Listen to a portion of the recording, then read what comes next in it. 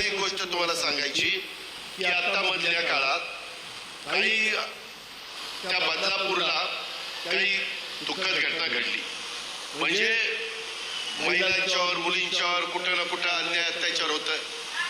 एक मिनिट होय तेच सांगतो ताई, मी तेच सांगतो. ऐकून घ्या, तुम्ही बसा.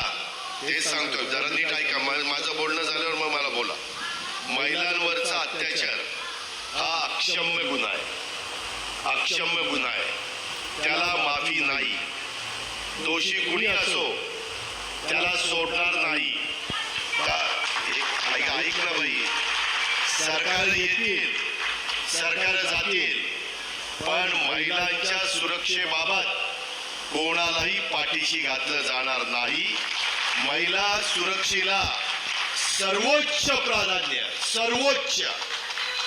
त्यामध्ये हे मी तर सांगितलं की यांना तर फासावरच लटकवायचं आहे, त्याच्याशिवाय दुसऱ्या इथं हे नाही. तुम्हाला हेही सांगतो, परवा पंतप्रधानांच्या कार्यक्रमाला मी होतो जळगावला. भारतीय न्याय संहितेत आता महिलांना घर बसल्या ही तक्रार त्या ठिकाणी करता येणार आहे. आणि नवीन कायद्यात अशा प्रकरणामध्ये दोषींना फाशी आणि जन्मठेप याची तरतूद केलेली आहे. फाशी दिल्यावर जन्मठेपायचं राहतच नाही, पण फाशी आणि जन्मठेप कायमचाच वर गेला पाहिजे. त्याला त्याच्या पुढच्या 5-50 पिढ्या आठवल्या पाहिजे. परत असल्याचं विकृती नराधम आहे ते, त्यांना माफ नाही. त्याच्या संदर्भामध्ये जे काही EFIR सुविधा आपण सुरू केलेली आहे, बऱ्याचदा महिला घाबरतात कसं जायचं. आता EFIR म्हणजे FIR नोंद होत नव्हती, वेळ लागत होता, अडचणी येत होत्या. शाळा असो, रुग्णालय असो, पोलीस ठाणे असो, तिथंही कोणत्याही पातळीवर आता हायगाई होणार नाही. आता जर ह्याच्यातल्या कुठल्या पातळीवर हायगाई झाली तर तिथल्या संबंधित अधिकाऱ्यांना देखील जेलमध्ये चक्की पिसिंग त्यालाही चालायला सोडायचं नाही. त्याच्या घरी बायका पोरं नाहीत का? या पद्धतीनं वागतात. आणि बदनामी कारण नसताना आम्हा लोकांची होती. आम्ही एवढं कडक वागत असतो. आज माझी माय माऊली तिथे एवढ्या महिलांच्याच सांगते की आमच्या सुरक्षेला सर्वोच्च प्राधान्य द्या. काय तिचं चुकलं? अगं बाई, कठीण आहे. तुझं भलं करतोय, तूच मला सांग परत. त्याच्यामध्ये ह्या पद्धतीनं आपण पुढे चाललेलो आहे. आणि ह्या संदर्भात केंद्राने पण कायदे कडक केलेले, राज्य सरकारने पण कडक केलेले, आणि आम्ही पण ठरवलेलं आहे ह्याच्यात कुणाची हायगाई करायची नाही. कुणी किती मोठ्या बापाचा असू द्या, किती मोठ्या वशिलाचा असू द्या, त्याला माफी नाही म्हणजे नाही. आणि आत्ताच्याही काळामध्ये माझी पुन्हा महिलांना तुम्हाला विनंती आहे, तुमच्या काही कानावर कुठलं काही आलं तर सरळ तुम्ही EFIR करा.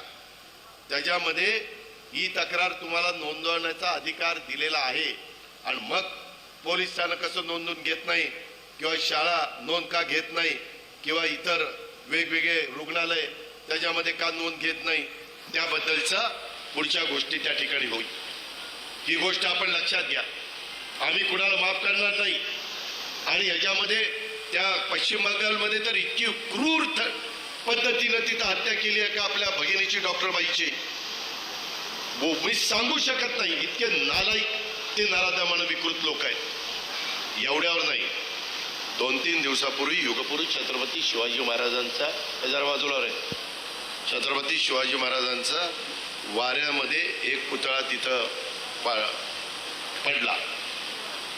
त्याच्या संदर्भामध्ये जे कोणी दोषी असतील त्यांच्या चौकशा केल्या जातील. आता पेपरला बातम्या येत आहेत की यांनी केलं, ते त्यांनी केलं, ते त्यांनी केलं, ते त्यांनी केलं, ते कुणी केलं, काय केलं, त्याचा सगळा तपास लागला पाहिजे.